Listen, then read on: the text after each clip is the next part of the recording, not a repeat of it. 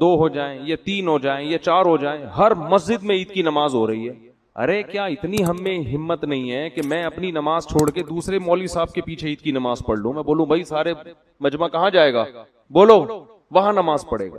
میں جب پنجاب میں تھا نا، میں نے 1 مہینے امامت کی، تو عید کا دن آنے والا تھا، تو انہوں نے مجھے کہا کہ مسجد کی انتظامیہ نے عید کی نماز کب ہوگی؟ میں نے کہا دیکھو تھوڑا سا ارلی جانب مسجد کے امام ہیں، وہ بھی عید کی نماز پڑھاتے ہیں، تو ہمیں کیا ضرورت ہے ہم یہاں عید کی نماز پڑھائیں؟ ایک بڑا اجتماع ہونا چاہیے نا عید میں. تو عید میں تو کم از کم اتنا کر لیں کہ جو ہر مسجد میں عید کی نماز ہو رہی ہے اس کو ختم کر کے شہر میں 2 بڑے اجتماع کر لیں، 3 کر لیں. تو میں نے کہا سب سے پہلے میں اس کے لیے قربانی دیتا ہوں، میں اعلان کرتا ہوں میری مسجد میں عید کی نماز نہیں ہوگی، میرے سارے نمازی فلاں مولوی صاحب کے پیچھے نماز پڑھیں گے. سمجھ میں نہیں آ رہی بات؟ تاکہ ایسا نہ اس مولوی صاحب کو جب ہم پیغام بھیجیں تو وہ کہیں اچھا میرے والوں کو اپنے پاس لا رہے ہیں. ٹھیک ہے، میں نے کہا ایسا نہیں ہے، ہم اپنے والے کہاں بھیجیں گے؟ بولو ادھر بھیجیں گے. ایک نماز ہو، بڑا اجتماع ہو. لیکن کمیٹیاں نہیں مانتی. یہاں بھی میں نے شروع میں جب میں آیا تو اس کی کوشش کی کہ ہماری مسجد میں عید کی نماز بولو نہ ہو، بلکہ ہم کہیں تو حبیبیہ میں ہو جائے یا ادھر ہو جائے، ہم بھی وہیں جائیں گے. ایک بڑا اجتماع ہو، ایسی جگہ ہو جہاں کھلا میدان ہو. عید کی نماز تو مسجد میں ویسے ہی مکروہ ہے. نبی ہمیشہ میدان میں عید کی نماز پڑھتے تھے. مسجد میں عید کی نماز عذر سے پڑھی ہے، بارش وغیرہ کے عذر سے، ورنہ نہیں پڑھی. وجہ اس کی یہ ہے کہ عید کی نماز شاعر اسلام میں سے ہے، مسلمانوں کا بڑا دن ہے. تو اللہ کہتے ہیں ایسے کھلے میدان میں بڑے بڑے اجتماع کرو، پوری دنیا دیکھے کہ آج مسلمان کیسے اللہ کا شکر ادا کرتے ہیں، غیر مسلم بھی دیکھیں. اور ہم بند کمروں میں پڑھ رہے ہوتے ہیں. لیکن انتظامیہ کا کہنا یہ ہوتا ہے کہ چندہ نہیں ہوگا. کیا نہیں ہوگا؟ اگر ہم وہاں پڑھیں گے تو یہاں جو چندہ ہوتا تھا وہ بولو نہیں ہوگا. تو میں نہیں پڑھاؤں گا تو کسی دوسرے سے پڑھوا لیں گے. تو جو جب پڑھنی ہے تو پھر ہم ہی پڑھا دیں. کیا خیال ہے بھائی؟ یعنی وہ تو اجتماع تو ہو نہیں رہا نا. تو اتنے ہمارے ظرف چھوٹے ہیں کہ ہم دوسروں کے پیچھے عید کی نماز پڑھنے کے لیے بھی تیار نہیں ہیں. یہ تو ہمارے حالات ہیں یار، کہ بھائی ہم کہیں بھائی جو کھلے میدان ہے وہاں جا کے پڑھیں گے، مسجدوں میں نماز بند کرو اس کو. جہاں میدان ہے، جس مولوی صاحب کے قریب میں کوئی میدان ہو نا، تو اس مولوی صاحب سے کہا جائے آپ پڑھائیں گے، ہم سب وہاں پہنچیں گے. عید کی نماز میں بھی چھوٹے چھوٹے 4 آدمی بھی لے کے لوگ کھڑے ہوئے ہوتے ہیں. 4 آدمی، یہ کوئی عید کی نماز ہے؟ قندھار میں جب ادھر حکومت تھی افغان طالبان کی، تو پورے شہر میں ایک عید کی نماز ہوتی تھی. اور جو علماء گئے ہیں وہ بتاتے ہیں اتنا بڑا اجتماع ہوتا تھا. پھر اوپر سے نا وہ جٹ طیارے بھی گھومتے تھے نماز، وہ اور اسلام کی ایک طاقت اور شوکت کو دکھایا جاتا تھا. اور جو ملک کا سربراہ ہے وہ آ کے عید کی نماز پڑھایا کرتا تھا. یہ ایک شاعر اسلام میں سے ہے. تو اتنے چھوٹے، ہر آدمی اخپل طریقے سے چھوٹے چھوٹے عید کے اجتماع کر رہا ہے کہ میرے نمازی وہاں نہ جائیں. ٹھیک ہے نا، چاروں بلے ان کو میں کھینچ کے رکھوں. اور یہ سارا سیٹ اپ چندوں کی وجہ سے ہوتا ہے. مسجدوں کے مصارف پورے نہیں ہوتے تو یہ حساب کتاب ہوتا ہے. ظاہر ہے چندہ ہوگا، چندہ ورنہ چندہ نہیں ہوتا. بھائی یہ جو عید کی نماز ہے نا، اس کے بارے میں لوگ بہت پوچھ رہے ہیں کہ اگر گورنمنٹ کی طرف سے مسجدوں میں کراؤڈ پر پابندی ہو تو کیا ہم اخپل طریقے سے گھر میں عید کی نماز پڑھ سکتے ہیں؟ گھروں میں عید کی نماز جائز نہیں ہے، نہ جمعہ جائز ہے نہ عید کی نماز جائز ہے. کیونکہ جمعہ اور عید کی نماز کے لیے بیسک شرط جو فقہا بیان کرتے ہیں وہ ہے اذن عام، کھلی اجازت ہو. آپ گھر میں اگر جمعہ پڑھیں دروازہ کھول دیں، سب کو آنے کی اجازت ہے. اور لوگ کہتے ہیں اس کی دلیل کیا؟ بھائی اس کی دلیل یہ کہ جمعہ اور عید یہ شاعر اسلام میں سے ہے، یہ بند کمروں میں نہیں ہوتا. اس سے جمعے اور عید کی ویلیو ختم ہو جاتی ہے. جیسے نبی صلی اللہ علیہ وسلم کے دور میں گاؤں میں کہیں کبھی جمعہ نہیں ہوا. مدینہ کے ارد گرد کے جو گاؤں کے لوگ تھے وہ جمعہ آ کے پڑھتے تھے کہاں؟ مدینہ میں. گاؤں میں نہیں قائم کیا کیونکہ یہ شاعر اسلام میں سے ہے نا. تو اب یہ کیسی اجازت ہے کہ نبی کے دور میں گاؤں کے لوگ شہر میں آ کے پڑھ رہے ہیں اور یہاں شہر کے لوگ اپنے اپنے گھروں میں بند ہو کے پڑھ رہے ہیں؟ تو ہماری رائے یہی ہے، اور حضرت مفتی تقی عثمانی صاحب کا بھی اسی پہ فتویٰ ہے کہ ان لاک ڈاؤن کے حالات میں گھروں میں آپ ظہر پڑھیں گے، جمعے کی نماز نہیں پڑھیں گے، نہ عید کی نماز پڑھیں گے. عید کی نماز وہاں پڑھ سکتے ہیں کہ جہاں پھر لوگوں کو کھلے عام اجازت دے دیں. تو اگر کسی فیکٹری میں یا کسی ایسی جگہ پہ سب کو آپ نے اجازت دے دی بھائی یہاں آئے، تو وہ پڑھیں، پھر اجازت ہے. تو یہی رائے ہے. اس کے خلاف جو قول ہے ہماری نظر میں وہ ضعیف ہے. بعض لوگوں نے کہا کہ کسی عذر سے اگر لوگوں کو روک دیں تو پھر مجبوری ہے. ابھی ہم جو گھر کا دروازہ بند کر رہے ہیں وہ تو عذر سے. تو بھائی یہ جو فقہا نے کہا ہے نا کہ اذن عام کی کھلی اجازت ہونی چاہیے، تو کھلی اجازت ختم تو جب ہی ہوگی نا جب کوئی عذر ہوگا. بلا عذر کون لوگوں کو نماز سے روکے گا؟ تو فقہا کا مطلب یہی ہے کہ عذر ہو یا نہ ہو آپ نے لوگوں کو اجازت دینی ہے. یہ جمعے اور عیدین کی شرائط میں سے ہے. تو مسلم ملک کنٹری ہو یا غیر مسلم کنٹری, وہاں پر اس بات کا اہتمام کریں کہ عید کی اگر آپ کو اجازت ملتی ہے تو پھر تو ٹھیک ہے, نہیں ملتی تو گھروں میں پھر عید کی نماز نہیں ہوگی, نہ خطبہ ہوگا. اپنے کوئی نوافل پڑھنا چاہے تو پڑھ سکتا ہے, وہ عید نہیں کہلائے گا. اور کیونکہ ایک شرعی عذر ہے تو وہ اللہ معاف کرنے والا ہے, اور کیا ہے. باقی مسجدوں میں گورنمنٹ نے اگر اجازت دی ہے, بعض لوگ یہ اشکال کرتے ہیں کہ مسجد میں بھی تو ابھی جمعہ جو ہوتا رہا ہے اس میں کھلے عام اجازت نہیں ہے, وہ تو ایک پابندی ہے کہ اتنے لوگ آئیں گے, اس سے زیادہ نہیں آئیں گے. تو کیونکہ گورنمنٹ کا جب کوئی حکم آتا ہے نا تو شریعت پھر یہ کہتی ہے کہ جو اجتہادی اختلافات ہوتے ہیں حکومت کی کے آرڈر کے آگے وہ منسوخ ہو جاتے ہیں, یعنی منسوخ کی طرح ہو جاتے ہیں. منسوخ تو نہیں کہہ سکتے یہاں پہ, یعنی وہ کالعدم ہوتے ہیں. تو گورنمنٹ نے چونکہ مسجد میں نماز پڑھنے کی اجازت دی ہے تو اگر اس میں اذن عام نہ بھی ہو تو حکومت کی پرمیشن کی وجہ سے وہ کیا ہو جائے گی, جائز ہو جائے گی.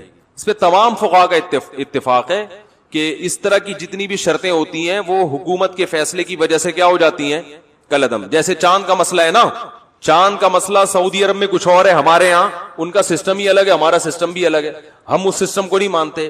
لیکن سعودی عرب میں جب ہم جائیں گے تو وہاں کی گورنمنٹ ہمارے سسٹم کے حساب سے فیصلہ نہیں کرتی, وہ اخبل طریقے سے کرتی ہے. تو جیسے بھی کرتی ہے لیکن سعودی حکومت میں وہ کیا ہو جائے گا, نافذ, کیونکہ حکم حاکم جو ہے نا شریعت میں اس کی ایک ویلیو ہے, ورنہ ہر آدمی اخبل طریقے سے ہی چلتا رہے گا تو یہ تو تباہی برباد ہو جائے گی نا. تو اس لیے وہاں ہم کہتے ہیں کہ جب گورنمنٹ نے ایک لا پاس کر دیا, فیصلہ کر دیا, تو جب گورنمنٹ کہے گی عید ہے تو عید ہے, جب کہے گی بقرہ عید ہے تو کیا ہے, بقرہ عید ہے. یہاں ہماری گورنمنٹ نے کیونکہ ہلال کمیٹی بنائی ہوئی ہے, اس کے اتھارٹی کا حق حاصل ہے, تو وہ جب فیصلہ کرے گی تو کیا ہوگا. ابھی دیکھو نا 4-5 سال پہلے ہم نے بتا دیا تھا کہ 30 روزے مکمل ہوں گے, 5-6 سال پرانی بات ہے, بلکہ اس سے بھی زیادہ. فلکیات والے کہہ رہے تھے چاند کہیں بھی نظر نہیں آئے گا, 30 روزے پکے ڈھکے. تو ہلال کمیٹی نے اعلان بھی نہیں کیا کہ کل عید ہے, اور 30 روزے ہو گئے, تراویح بھی ہو گئی, ہماری مسجد میں بیان شروع ہو گیا, ایک دم رات کو 10:30 بجے اطلاع آئی کہ کل کیا ہے, عید ہے. ہلال کمیٹی نے اپنا فیصلہ واپس لے لیا. اب ہمارا میٹر تو گھوما تھا کہ چاند کہیں دور دور کا بھی نام و نشان نہیں, پتہ نہیں ان کو نظر کہاں سے آ گیا. لیکن بہرحال ہم نے بھی کیا کیا ہے, عید منائی ہے. کیونکہ اب اپنی رائے میں مسلط کروں گا, بھائی میں اس فیصلے کو نہیں مانتا, ہمارے جامع رشید بھی نہیں مانتا, تو بھائی جامع رشید کو گورنمنٹ تھوڑی ہے. تو گورنمنٹ کی طرف سے جو کمیٹی ہے, ہلال کمیٹی اتھارٹی, حکومت کی طرف سے اس کو حاصل ہے. تو جب حکومت کوئی فیصلہ کرتی ہے تو وہ فیصلہ آپ کی رائے پر مقدم ہوتا ہے. ہاں, جب تک 100% شریعت کے خلاف نہ چلے. وہ گورنمنٹ اگر یہ فیصلہ کر دے کہ اس دفعہ عید سرے سے ہوگی نہیں ٹھیک ہے نا, رمضان ہی چلتا رہے گا, یا 30 کے بعد 31 روزے بھی ہوں گے, تو یہ 100% کیا ہے, غلط ہے. اس میں اختلاف رائے کی گنجائش ہے ہی نہیں. تو جو ایسا فیصلہ جس میں اختلاف رائے کی کوئی تک بنتا ہی نہیں ہے, گنجائش ہی نہیں ہے, وہاں یا گورنمنٹ شراب کو حلال کر دے, وہ تھوڑی ہوگا. اسی طرح گورنمنٹ نے جو 4 شادیوں پہ پابندی لگائی ہے, تو یہ پابندی شریعت میں کیا ہے, کالعدم ہے. آپ چھپ کے کر سکتے ہو, چھپ کے نکاح کرو, تو یہ بالکل جائز ہے. تو یہ کیونکہ قرآن میں صاف لکھا ہوا ہے, تو یہ اختلافی مسئلہ تھوڑی ہے. وہ الگ بات ہے کہ اس کے بعد اختلافی مسائل ہی شروع ہوں گے 4 شادیاں کرنا اسلام میں بالاتفاق جائز ہے, لیکن یہ ایسا اتفاق ہے کہ جیسے ہی کرو گے اختلافات شروع ہے. بعض اتفاقی مسائل میں اختلافات بہت ہیں. تو خیر, تو اس لیے وہ اذن حاکم کی وجہ سے اس کی مسجد میں اجازت ہے. تو گھروں میں اخبل طریقے سے نہ عید پڑھ سکتے ہیں اور نہ جمعہ. ایک آخری بات یہ کہ اگر کسی عالم کی رائے ہو کہ نہیں پڑھنی چاہیے تو آپ اس کی رائے کو فالو کریں, مگر پھر تان و تشنیع نہ کریں. کلپ بنا کے ادھر میرا کلپ لگا دیا, ادھر دوسرے مولانا صاحب کی یہ کچھ اور کہہ رہے ہیں, وہ کچھ اور کہہ رہے ہیں, اس سے پھڈے بازی کے علاوہ کچھ بھی حاصل نہیں ہوتا. بھائی ہمارے یہ دلائل ہیں, اور مفتی اعظم حضرت مفتی تقی عثمانی صاحب وہ بہت بڑے محقق ہیں, ان کی بھی یہ رائے ہے. تو دلائل کے ان کی تو ایک اور بھی دلیل انہوں نے دی ہے کہ اگر اس طرح سے لوگوں کو جمعے کی اور عید کی اجازت دے دی جائے تو جمعہ اور عید کی ویلیو لوگوں کی نظر میں ختم. آئندہ جب کراؤڈ پہ پابندی جب ہٹے گی نا, تو بھی جس کو جمعہ لیٹ ہو رہا ہوگا وہ کہ بیگم کو کہے گا, بیگم اپنے ماموں کو بلا لو, چچا کو بلا لو, ادھر ہی جمعہ پڑھ لیتے ہیں. اس کا یعنی سیاسی نقصان بھی ہے, سمجھ رہے ہیں نا. جمعہ پڑھنے میں ذرا تاخیر ہو رہی ہے تو چلو یار ادھر 2-4 بچوں کو کھڑا کیا, خطبہ یاد کرنا کون سا مشکل ہے, دیکھ کے پڑھ لیں گے خطبہ. تو جمعے کی ویلیو بھی ختم ہو جائے گی اس سے, جو جمعے کا ایک بنیادی مقصد ہے کہ کراؤڈ ہو.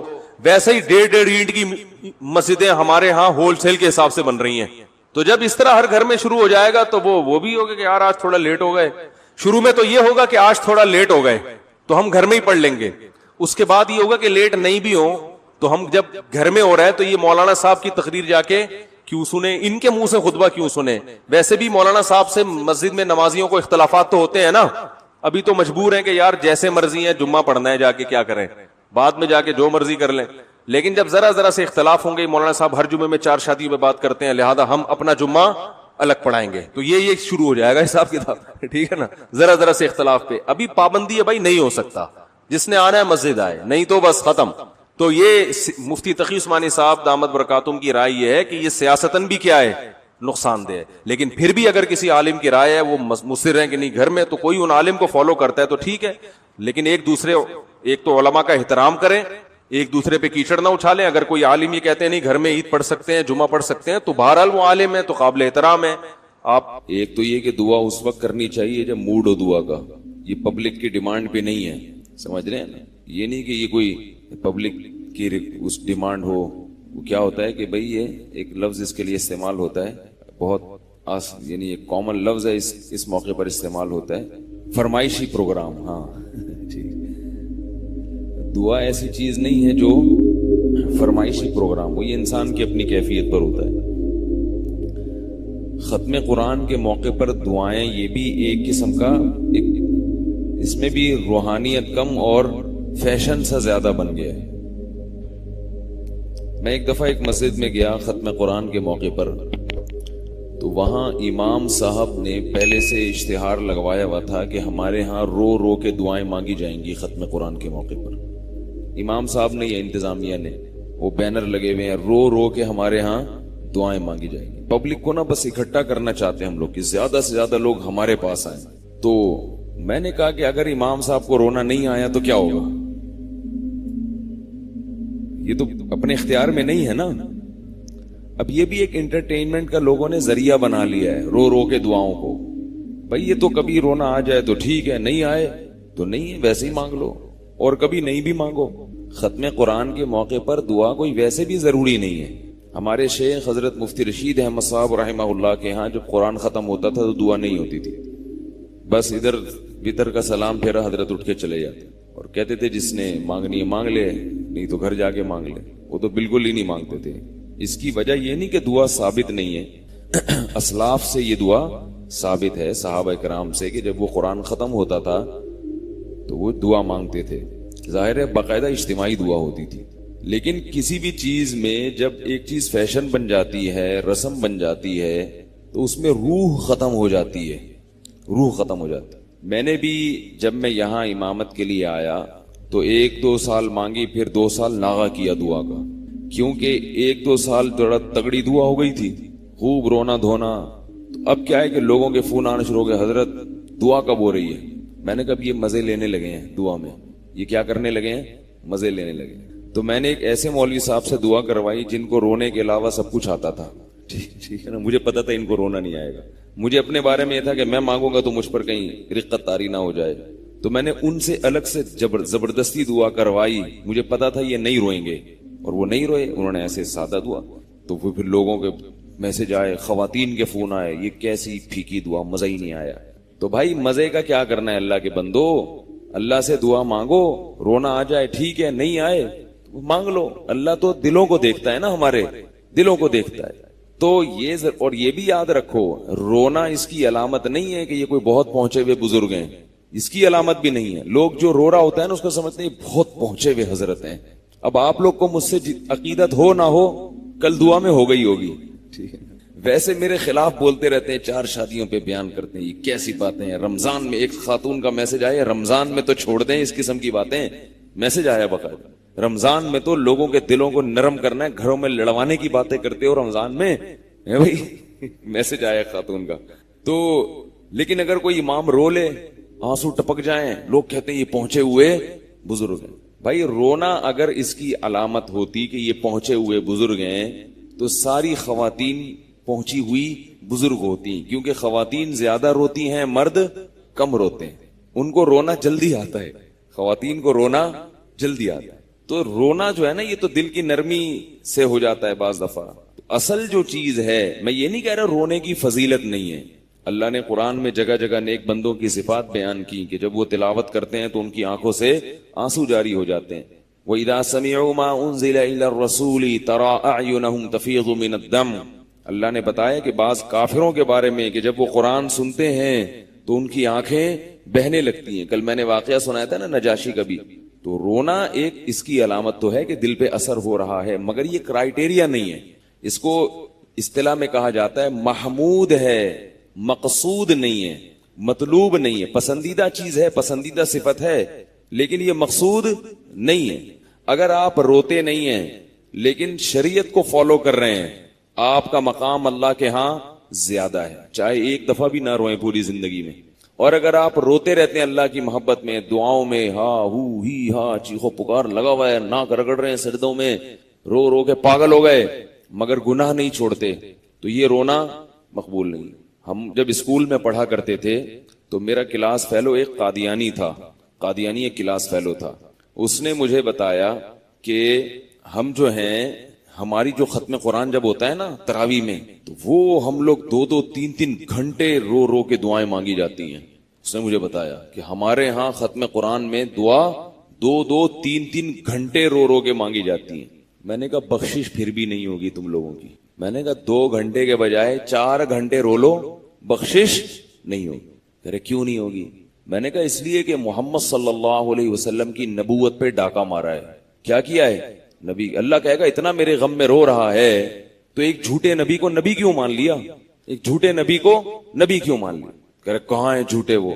ٹھیک ہے, اس کے لیے بیٹھ جاتے ہیں, ہم بیٹھنے کے لیے تیار نہیں ہوتے. اسی تو مرزا غلام احمد قادیانی کی نبوت کے جھوٹا ہونا تو اتنا واضح ہو گیا ہے کہ اب تو علماء اس پہ بات ہی نہیں کرتے کہ وہ نبی تھا یا نہیں, اب تو کہتے ہیں وہ شریف انسان تھا یا نہیں تھا. بات اس پہ ہوتی ہے قادیانیوں سے کہ وہ شریف انسان تھا یا نہیں تھا. اور اللہ نے اس کو ایسا رسوا کیا, ایسا ذلیل کیا کہ اس کی اپنی کتابوں میں اس سے ایسی ایسی چیزیں لکھوا دی ہیں کہ قادیانی اس کی کتابیں تبدیل کرتے کرتے تھک گئے ہیں. بولے ہم اپنے پیغمبر کی کس کس مسٹیک کو صحیح کریں, کتنے چھاپے ہیں. کیونکہ اب ختم نبوت والوں نے مرزا کی جو پرانی تصنیفات ہے نا اس کی بڑی تعداد میں وہ اپنے پاس سیو کر لی کہ یہ ہر نیا ایڈیشن پرانے ایڈیشن سے چینج ہوتا. ہماری بخاری کب سے وہی چلی آ رہی ہے نا, کیا خیال ہے؟ ہمارے حدیث چینج نہیں ہو سکتی, سندیں ہیں ان کی باقاعدہ, راویوں کے نام چینج نہیں ہو سکتے. جو نبی نے کہہ دیا وہ پتھر پہ لکیر بن گیا. ان کے ہاں اتنی چینجنگ. تبھی ایک نے پہ بات کر رہا تھا, روتے قادیانی بھی بہت, اور ہمارے پیارے پیارے جو ہیں وہ تو بہت روتے ہیں. بس آپ بہت اچھے لوگ ہیں, لیکن تو یاد رکھو کسی کے رونے سے متاثر جب تک اس کا عمل نہ دیکھ لو. میں یہ نہیں کہہ رہا رونا بری بات ہے, اصل چیز کیا ہے؟ عمل میں مضبوطی کے ساتھ رونا ہو تو ٹھیک ہے. ہم لوگوں کے اعمال دل ایسے کھوکھلے ہو گئے ہیں. میں نے دیکھا ہے ختم قرآن پہ رو رو کے دعا مانگ رہے ہیں, صبح پھر فلم دیکھ رہے ہیں. ابے بھائی تو رات کیا کر رہا تھا؟ یعنی یہ روتے ہوئے بھی یہ نیت نہیں ہوتی گناہ چھوڑنے کی, پتہ نہیں کس بات پہ رو رہا ہے, سمجھ میں نہیں آ رہا ہوتا. تو ایک صوفی بزرگ تھے, انہوں نے ایک شعر کہا کہ پتہ نہیں یہ ایک طرفہ تماشا ہے کہ دریا بحباب اندر, یعنی اللہ کی محبت میں کوئی بزرگ شعر پڑھ رہے تھے کہ ایک عجیب تماشا ہے کہ دریا جو ہے وہ بلبلے کے اندر آیا ہوا ہے. بلبلا ہوتا ہے نا, وہ تو 2 منٹ میں غائب ہو جاتا ہے, تو اس بلبلے کے اندر پورا دریا تو نہیں آ سکتا. حباب کہتے ہیں کہ بلبلے کو. تو وہ شعر پڑھ رہے تھے کہ اللہ کی محبت اتنی بڑی چیز ہے اور میرے دل کے چھوٹے سے ٹکڑے میں آ گئی, چھوٹے سے ٹکڑے میں, تو یہ ایسا ہی ہے جیسے کہ دریا بلبلے کے اندر, دریا بحباب اندر. تو جو بزرگ بیٹھے ہوئے تھے بڑے محظوظ ہوئے, لیکن ایک دیہاتی ہو کر کے رونے لگا, پھوٹ رونے لگا. لوگوں نے کہا یار یہ کوئی, اس میں زیادہ معرفت ہے اللہ کی نا, اس کو جتنا یہ شعر سمجھ میں آیا اتنا تو کسی اور کو سمجھ میں نہیں آیا, کیوں یہ ایسا پھوٹ کے رو رہا ہے دریا بحباب اندر, لیکن شکل سے کوئی اتنا بڑا بزرگ لگ نہیں رہا ہے. تو اب وہ بزرگ اس کے پاس گئے, انہوں نے پوچھا کہ میرے مریدوں میں کوئی بھی اس شعر پہ اتنا گریا تاری نہیں ہوا کسی پر بھی, اور کوئی بھی اتنا نہیں رویا. تمہارے اندر اللہ کی کوئی اضافی معرفت ہے کہ تم اس کی گہرائی تک پہنچ گئے ہو.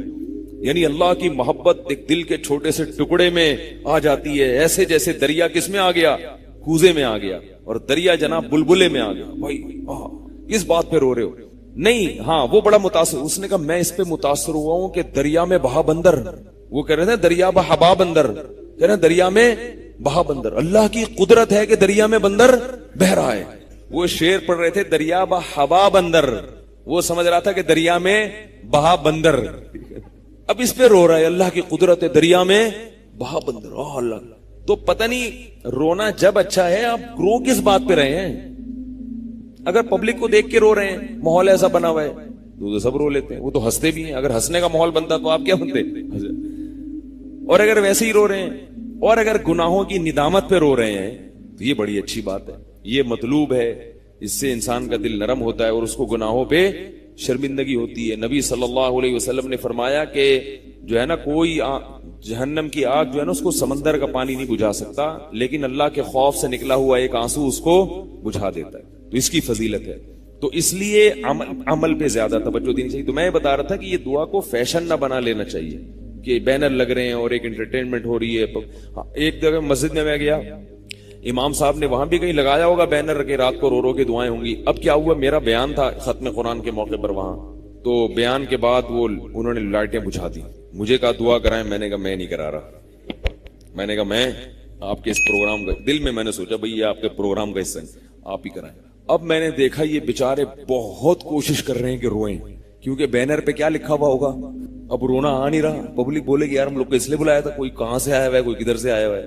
اب وہ صاف لگ رہا تھا کہ اوور ایکٹنگ ہو رہی ہے.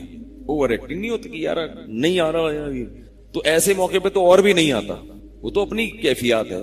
تو اس لیے اس چیز کو اتنا مسلط نہ کیا کریں. اصل چیز کیا ہے؟ عمل. اور یہ بھی یاد رکھو, یہ جو اجتماعی دعائیں ہوتی ہیں یہ تو دعا سکھانے کے لیے ہوتی ہیں, تاکہ دعا کے الفاظ یاد ہو جائیں. لوگوں کو یہ نہیں پتا ہوتا مانگنا کیا ہے, دعا کے الفاظ یاد ہو جائیں. لیکن شریعت میں انفرادی دعا کی اہمیت اجتماعی دعا سے زیادہ ہے. اس لیے انفرادی دعاؤں پر زیادہ زور لگایا کرو, اجتماعی کو کم اہمیت دیا کرو. شریعت میں بعض اعمال ایسے ہیں جو اجتماعی سطح پہ زیادہ اہم ہیں, جیسے فرض نماز, جمعے کی نماز, عید کی نماز, ہے نا؟ کیا خیال ہے بھائی؟ تراویح کی نماز, ان میں اجتماع کی زیادہ فضیلت ہے.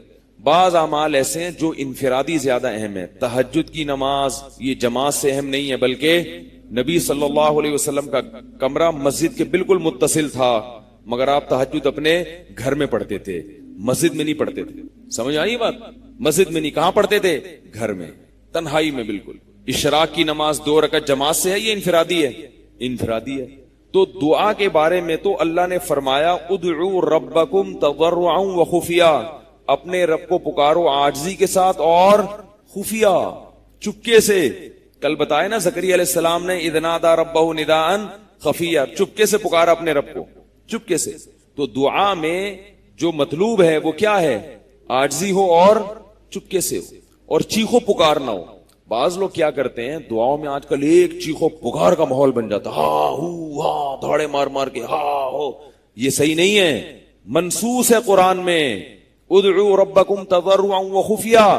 آگے فرمایا انہ لا يحب المعتدین, اللہ حد سے تجاوز کرنے والوں کو پسند نہیں کرتا. تو یہاں حد سے تجاوز کا مطلب کیا ہوا ہے؟ چیخو پکار, ہاں ہاں, باہر کے اسپیکر بھی آن اور ادھر کے اسپیکر بھی آن, اور پوری دنیا ہاں ہو ایک لگا ہوا ہے. وہ جیسے ہوتا ہے نا ایک ماتم کی سی کیفیت بن جائے. یہ نہیں ہے بھائی, اس میں پسندیدہ نہیں ہے. تو اس لیے پتہ ہے آپ کو اتنا اس میں اہمیت ہے کہ امام ابو حنیفہ رحمۃ اللہ علیہ جو کہتے ہیں نا کہ آمین آہستہ کہو, فقہ حنفی میں ہے نا کہ آمین, امام کے پیچھے آمین کیا کہیں گے؟ آہستہ سے. کیوں؟ بعض حضرات جو کہتے ہیں جہرن آمین ہے, وہ دلیل دیتے ہیں کہ رسول اللہ صلی اللہ علیہ وسلم سے ثابت ہے کہ آپ نے زور سے آمین کہی ہے. یہ صحیح حدیث ہے, بالکل صحیح حدیث ہے کہ آپ صلی اللہ علیہ وسلم نے زور سے آمین کہی. امام حنیفہ پھر زور سے کے قائل کیوں نہیں ہے؟ امام صاحب سب سے پہلے کس کو لیتے ہیں؟ قرآن کو. وہ کہتے ہیں قرآن مجید میں آتا ہے کہ اپنے رب کو پکارو آہستہ سے, اور آمین کیا ہے؟ دعا ہے. آمین کا مطلب ہے اللہ اس دعا کو قبول کر لے, یہ بھی تو دعا ہے نا. تو اس لیے کیسے مانگی جائے گی؟ آہستہ.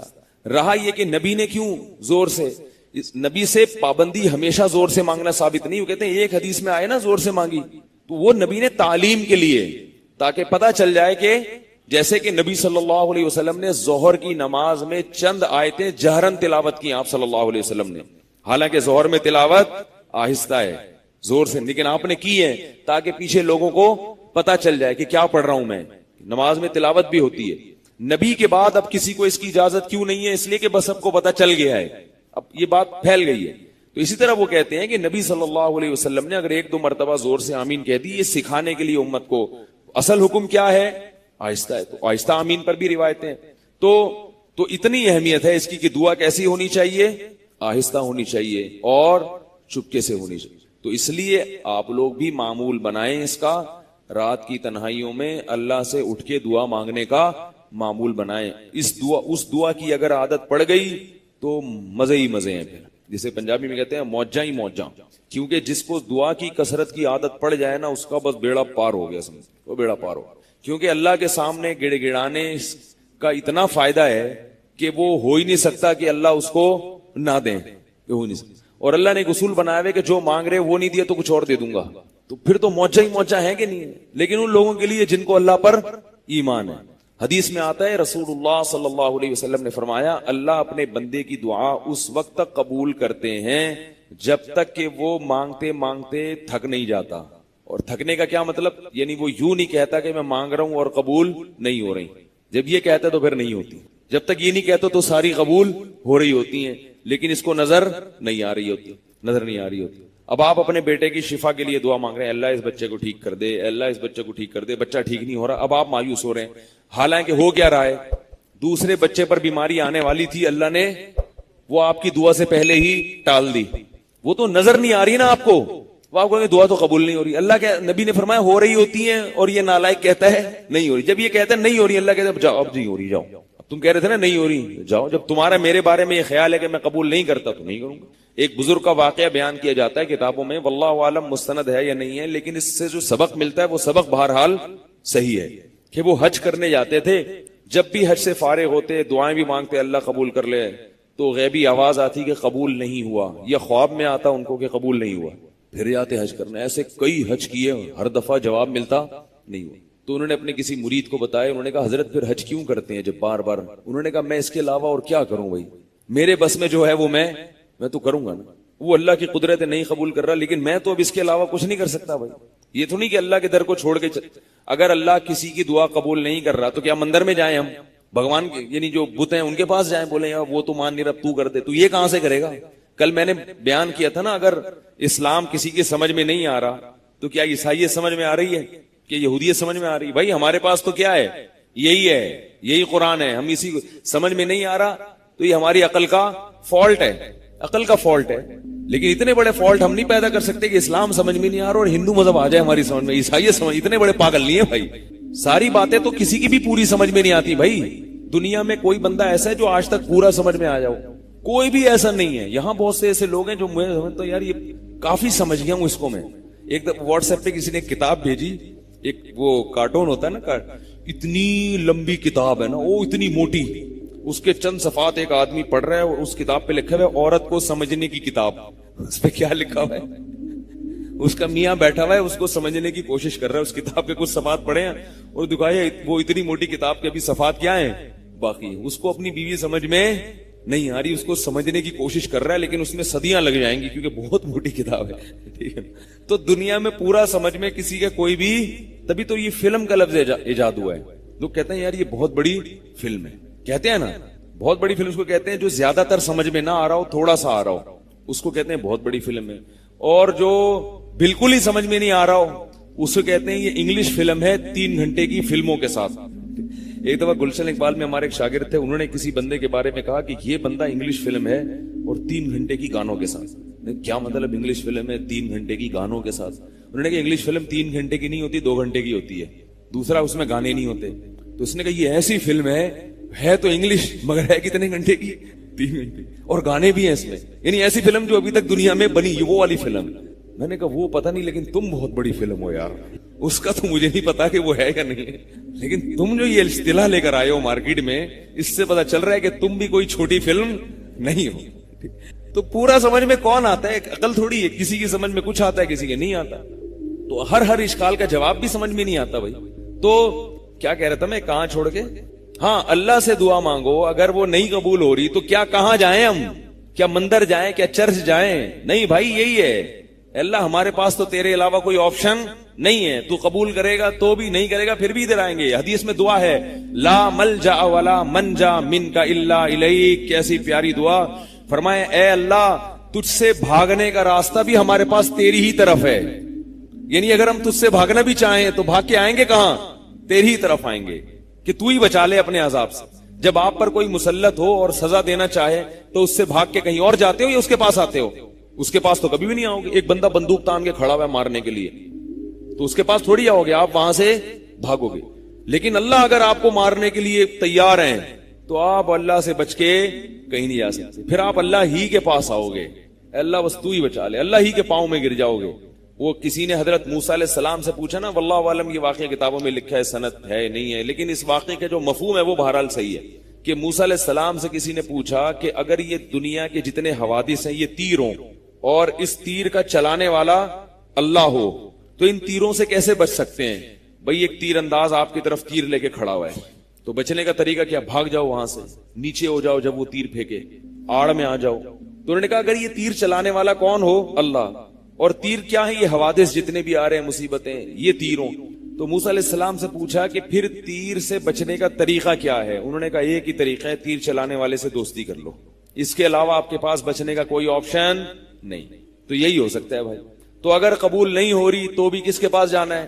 اللہ. اور اللہ سے یہی کہنا ہے, اور اسی بنیاد پر اللہ دعائیں قبول کرتے ہیں کہ یہ کسی اور کے در پہ نہیں جاتا. باقی اللہ آزماتے ہیں. اگر اللہ ایسے قبول کرنا شروع کر دے نا, ادھر آئے آپ نے کہا اللہ میری بیوی کو نیک فرما بردار بنا دے, ادھر گئے بیوی چائے لے کے کھڑی ہوئی آپ کے ٹرے میں, یہ لیں, پھر شربت لا رہی ہے.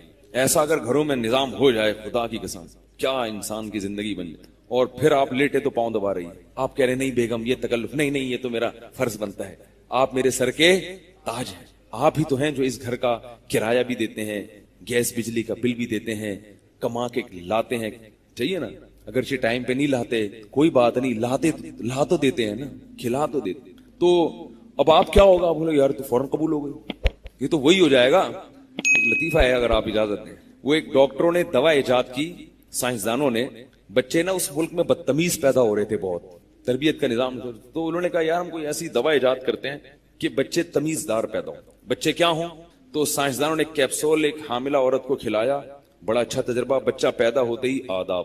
ہم لوگ یہی چاہتے ہیں کہ کیا ہو کہ ایسی دعا قبول ہو کہ بچے, یا اللہ میرے بچے ٹھیک ہو جائیں, بچے فوراً گھر میں داخل ہوتے ہی آداب.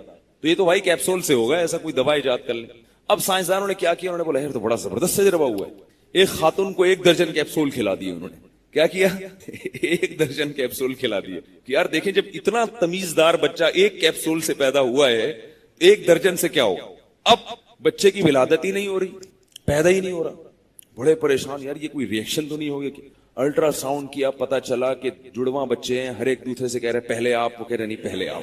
6 مہینے ہو گئے, وہ کہہ رہے پہلے آپ, وہ کہہ رہے نہیں سر پہلے آپ. تو ایسی تمیز اگر چاہیے تو وہ تو بھائی وہ اسی سائنسدان سے رابطہ کرنا پڑے گا آپ کو. تو ہم لوگ بھی یہ چاہتے ہیں کہ ادھر دعا مانگی اللہ میرے بچوں کو نیک بنا دے اور بچے اتنے تمیزدار ہو جائیں. تو ایسے تھوڑی ہوتا ہے, اللہ آزماتے ہیں. یعقوب علیہ السلام کب سے دعائیں مانگ رہے تھے, تو اللہ نے کب قبول کی. تو پھر ہم اگر اس طرح سے حساب کتاب شروع ہو جائے نا, تو نتیجہ یہ نکلے گا پھر کافر بھی سارے مسلمان ہو جائیں گے. وہ بھی سب کچھ چھوڑ چھاڑ کے مسجدوں میں آئیں گے, بولیں گے بھائی ادھر مانگو ادھر قبول, ادھر مانگو ادھر قبول. غیب کا جو پردہ ہے وہ ہٹ جائے گا. اور یہ یاد رکھو, بعض دفعہ اللہ فوراً قبول کر بھی لیتے ہیں, دکھا بھی دیتے ہیں. میں نے اپنی دادی سے سنا خود براہ راست, اللہ تعالیٰ میری دادی کی مغفرت فرمائے, وہ حضرت مولانا عبد الرحیم رائے پوری رحمۃ اللہ علیہ سے بیعت تھی سہارنپور میں. تو بڑے بڑے بزرگوں سے سہارنپور میں ان کا تعلق تھا. تو وہ واقعہ انہوں نے سنایا کہ وہاں سہارنپور میں جب قحط پڑتا تھا اور بارش نہیں ہوتی تھی تو ہمارے اکابر اعلان کرتے تھے نماز استسقاء کا. یعنی یہ میں نے اپنی دادی سے براہ راست سنا ہے, اور بڑی پرہیزگار تھی وہ, تہجد اور یہ یعنی اس کی تلاوت اور یہ شوال کے 6 روزے, اور یہ بہت رمضان میں کئی دفعہ قرآن ختم کیا کرتی تھی, بہت عبادت گزار تھی.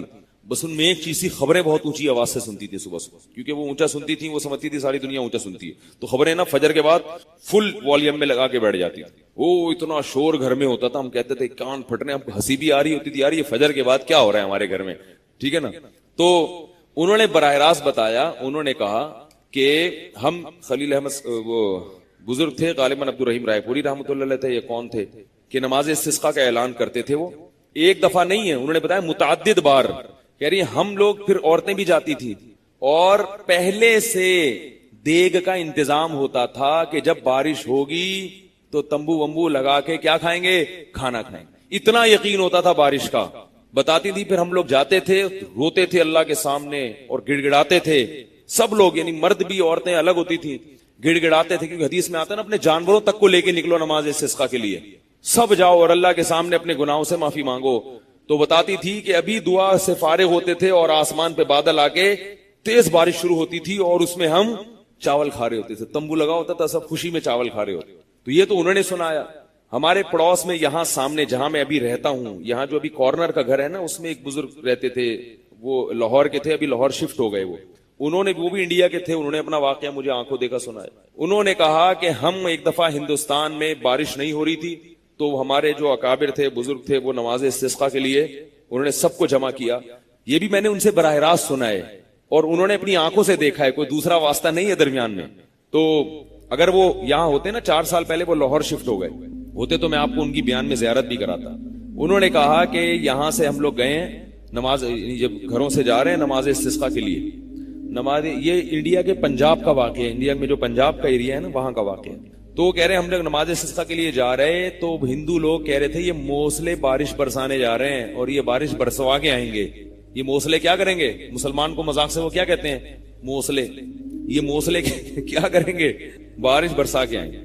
کہہ رہے ہیں ہم جب گئے ہیں تو ہمارے ساتھ جو بزرگ تھے, میں ان کا نام مجھے ذہن سے نکل گیا, کہہ رہے ہیں انہوں نے جو دعا مانگی ہے سجدے میں جا کے, اور کہہ رہے اتنی شدید گرمی تھی کہ سورج کی روشنی ایسا لگ رہا تھا ہماری کمر کو جلا دے گی کمر کو, ایسے تپش تھی کہ کمر کا چمڑا گل کے ختم نہ ہو جائے کہیں. کہہ رہے ہیں وہ سردے میں تو جب جائیں گے تو کمر پہ لگے گی نا, وہ اتنا روئے ہیں. انہوں نے کہا کہ اللہ جب تک بارش نہیں برسے گی ہم یہاں سے نہیں جائیں گے. کہہ رہے انتہا کر دی رونے کی. اس کے بعد کہہ رہے ہم نے کیا دیکھا, بادل آئے ہیں اور تنا بارش, ایک دم جو ہے نا تنا بارش ہوئی. کہہ رہے ہم بھاگتے ہوئے جب بارش میں واپس آ رہے تھے تو ہندو ہنس رہے تھے, بولے موسلوں نے بارش کروا دی اپنے بھگوان سے کہہ کے. تو ہندو بھی اپنی آنکھوں سے دیکھا کرتے تھے. تبھی ہندو ہمارے بزرگوں کا بڑا احترام کرتے تھے, پتہ ہے آپ کو, بہت احترام کرتے تھے. بولے یہ بہت پہنچے ہوئے لوگ ہیں, یہ بھگوان سے جو مرضی بولے بھگوان ان کی بات. اور ایک اور آپ بات سے قصہ نکل رہا ہے تو مجھے یاد آ رہا ہے, میں سنا رہا ہوں. انہوں نے پھر پنڈی کا بھی ایک واقعہ سنایا کہ پنڈی میں ایسا ایک دفعہ ہوا, قحط پڑا, ہم نے کہتے ہیں نماز استسقاء کے لیے گئے اور دعائیں مانگتے رہو, وہ بارش ہو گئی. پھر میں نے خود اپنے شیخ حضرت مفتی رشید احمد صاحب رحمہ اللہ سے ایک واقعہ سنا. وہ فرماتے ہیں کہ کراچی میں بارش بند ہو گئی تھی تو بہت عجیب حالات ہو گئے تھے اور دھول مٹی سے بیماریاں پھیل رہی تھیں. تو فرماتے ہیں کہ حضرت مفتی محمد شفیع صاحب رحمہ اللہ سے میں نے عرض کیا کہ حضرت نماز استسقاء پڑھنی چاہیے. تو حضرت مفتی محمد شفیع صاحب نے کہا کہ آج کل لوگوں میں وہ جذبہ نہیں ہے جو پہلے ہوا کرتا تھا, کیونکہ اس میں تو ہے گناہوں سے معافی نا. گناہوں سے تو جو بینک میں کی جاب کر رہا ہے وہ وہاں سے توبہ ہی نہیں کرتا, جو انشورنس میں ہے وہ نماز استسقاء تو پڑھ لے گا مگر توبہ نہیں کرے گا, جو انٹرنیٹ پر بےہودہ چیزیں دیکھ رہا ہے وہ نماز تو پڑھے گا مگر توبہ. اللہ تو کہہ رہے ہیں استغفروا ربکم, گناہوں سے توبہ کرو, پھر یرسل السماء علیکم مدرارا. تو اصل تو توبہ ہے نا, اس میں توبہ کر ہی نہیں رہا کوئی. تو اس لیے ہماری نمازوں میں ہماری دعاؤں میں جان ختم ہو گئی. تو ہمارے حضرت نے فرمایا کہ میں نے حضرت مفتی محمد شفیع صاحب رحمہ اللہ سے عرض کیا کہ حضرت نماز استسقاء ہونی چاہیے. تو حضرت نے فرمایا کہ آج کل لوگوں میں وہ جذبہ نہیں ہے, اس سے پھر نتیجہ نکلتا ہے کہ جو ہے نا بدنامی ہوتی ہے, نماز ہو جاتی ہے مگر دعا, بارش نہیں ہوتی تو پبلک کہتی ہے دیکھو حدیث میں تو آتا ہے دعا نماز پڑھ کے بارش مانگو اور یہ ہو نہیں رہی. تو اس سے کیا ہوتی ہے, لوگوں کا حدیث پر اعتماد ختم ہوگا. تو ہم حضرت فرماتے ہیں کہ میں نے عرض کیا کہ حضرت یہ جو سنت ہے یہ اس کو تو ہم نہیں چھوڑ سکتے, لوگ بدگمان ہوں گے. اگرچہ استاد سے لیکن ایک دلیل دی تو استاد کی مان لی, انہوں نے کہا ٹھیک ہے پھر آپ پڑھائیں نماز. تو حضرت فرماتے ہیں کہ 2 دن پڑھائی ہے, تیسرے دن جب ہم نے پڑھائی ہے نا تو الحمدللہ بارش ہو گئی. تیسرے دن گئے ہیں تو واپسی سے پہلے بارش برس گئی. اور حضرت فرماتے ہیں میں نے حضرت مفتی محمد شفیع صاحب رحمہ اللہ سے یہ بھی عرض کیا کہ حضرت ہمارا تجربہ یہ ہے کہ جب نماز استسقاء پڑھی ہے بارش ہوئی ہے. حضرت مفتی محمد شفیع صاحب کا بھی یہی تجربہ تھا, لیکن وہ اب کی حالات دیکھ رہے تھے نا کہ یہ جو ایسی نالائق قوم پیدا ہو گئی ہے کہ مقتدی تو یہی ہوں گے نا, مقتدی تو یہی ہوں گے, لیکن اللہ نے کروا دی بارش. تو ایسے بہت واقعات ہیں. تو ایک اور واقعہ, یہ میں سارے وہ بتا رہا ہوں جو میں نے براہ راست سنے ہیں اور ان لوگوں سے سنے جنہوں نے اپنی آنکھوں سے یہ دیکھا, اور وہ وقت کے بڑے بڑے بزرگ تھے, ان میں کوئی بھی جھوٹا کذاب نہیں تھا. ایک اور ہندوستان کے ایک بزرگ تھے جو ہجرت کر کے یہاں آئے تھے, بوڑھے ہو گئے تھے, تبلیغ میں وقت لگایا کرتے تھے. تو میری ان سے گپ شپ ہو گئی, میرے بیان میں بڑے شوق سے بیٹھتے تھے, کافی ماشاءاللہ اللہ نے ان کو تقویٰ دیا تھا. انہوں نے اپنا واقعہ سنایا. انہوں نے کہا ہندوستان میں ہندوؤں نے ایک دفعہ ہمارے گاؤں میں بلوا کا پروگرام بنایا.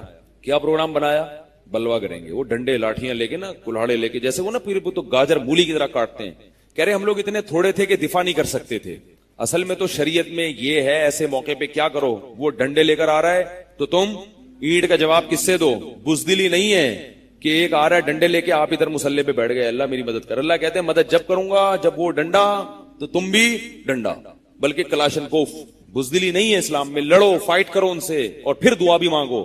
لیکن وہ اتنے تھوڑے تھے کہ لڑ سکتے نہیں تھے, وہ تو ناممکن تھا لڑنا. تو کہتے ہیں تبلیغی جماعت کے ایک بزرگ تھے, ان کا بھی انہوں نے نام بتایا تھا. میں کیونکہ پرانے واقعات ہیں تو نام میرے ذہن سے نکل گیا. تو انہوں نے بتایا تبلیغی جماعت کے ایک بزرگ تھے, وہ اپنے گھر کی چھت پہ کھڑے ہوئے اور اللہ سے ہاتھ اٹھا کے دعا مانگنا انہوں نے شروع کی کہ اللہ ہماری عورتوں کی عزت کی حفاظت کر. سارے ان کے بیچاروں کی عورتوں کی کبھی ناخن کسی نامحرم مرد نے نہیں دیکھا. تو دعا مانگنا شروع کیے, گڑ گڑائے ہیں, گڑ گڑائے ہیں, گڑ گڑائے. کہتے ہیں خدا کی قسم اپنی آنکھوں سے میں نے دیکھا ہے آسمان سے گھوڑوں پہ بیٹھے ہوئے فرشتے اترتے ہوئے انسانی شکل میں. یہ واقعہ انہوں نے ایک دفعہ نہیں کئی بار. میں نے کہا ایسا نہ ہو حضرت کبھی خواب میں ہو, نیند میں ہو, پتہ نہیں کیا پھینک کے چلے گئے ہوں. ٹھیک ہے نا. 2-3 دفعہ میں نے تصدیق کے لیے پوچھا, جاگتی حالت میں. انہوں نے کہا ہاں میں نے اپنی آنکھوں سے دیکھا ہے کہ گھوڑے پر فرشتے انسانی شکل میں سفید لباس میں بیٹھے ہوئے اٹھے ہیں اور وہ ہندوؤں کی طرف بڑھے ہیں, اور ہندوؤں کے وہ فوراً وہ بلوا کیا ہوا ہے واپس ہوا. واقعات سے واقعات یاد آ رہے ہیں. ہمارے شیخ حضرت مفتی رشید احمد صاحب نے بھی ایسا واقعہ سنایا تھا ہمیں. حضرت فرماتے ہیں کہ اندرون سندھ ایک مدرسہ تھا, اس مدرسے پہ حملہ کرنے کا پروگرام بنایا رافضیوں نے. اس واقعے کے بھی بہت سارے لوگ گواہ ہوں گے, آپ بھی گواہ ہیں اس کے, دیکھو یہ بھی گواہ مل گئے. تو حضرت نے فرمایا کہ وہ مسئلہ یہ تھا کہ جب وہاں جو کچھ اسلام مخالف لوگ تھے انہوں نے اس مدرسے پر کیا کیا, ڈنڈے اور لاٹھیوں سے ارادہ کیا کہ بچوں کو قتل کر دیں گے اور یہ کر دیں گے اور وہ کر دیں گے.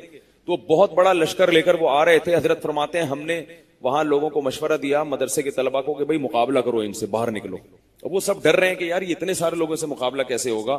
تو بہرحال کہہ رہے ہیں ہم جب نکلے ہیں, ہمارے حضرت, اب مجھے یہ یاد نہیں کہ خود اس میں شریک تھے یا ہم اس کے گواہ تھے, تو وہ جب وہ طلبہ نکلے ہیں تو کہتے ہیں ہم نے کیا دیکھا, وہ جب ایسا ہوا ہے کہ وہ قریب گئے ہیں نا تو وہ پورا لشکر خود بخود واپس ہوا ہے.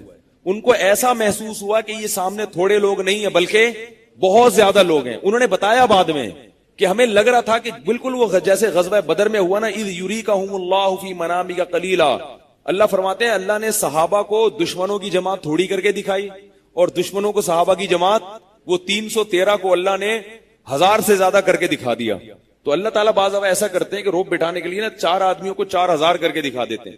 تو کہتے ہیں کہ جب وہ لشکر بھاگا ہے تو یہ بھی حیران ہو رہے ہیں ہم اتنے ہیں نہیں, یہ بھاگ کیوں رہے ہیں. تو کئی لوگوں کے ہم نے ایسے لاٹھیاں دیکھی, ان کے سر پہ ایسے نشانات دیکھے جس قسم کی لاٹھیاں اور ایسے نشانات ہم نے کبھی دیکھے نہیں تھے. یعنی وہ ڈنڈے تو ان کے سر پہ پڑے ہی نہیں ہیں. تو وہ حیران ہو رہے تھے یہ مرے کیسے, ان کو تو کسی نے ڈنڈا مارا ہی نہیں ہے. وہ بھی اللہ کی غیبی مخلوق تھی جنہوں نے ان کی دھنائیاں لگائی. اور افغان جہاد میں تو تواتر کے ساتھ ایسے واقعات ہوئے. افغانستان کے جہاد میں اس میں تو اتنی خبریں ہیں, اتنے واقعات ہیں کہ آسمان سے گھوڑوں سے فرشتوں کی فوجیں اتری ہیں اور باقاعدہ میدان میں شریک ہوئی ہیں, لڑی ہیں. یہ اتنے واقعات ہیں اس کے, تو اس کا تو کوئی انکار کر ہی نہیں سکتا. تو بعض دفعہ اللہ بالکل سامنے دکھا بھی دیتے ہیں لیکن یہ اللہ کی مرضی ہے. ہمیں اس کی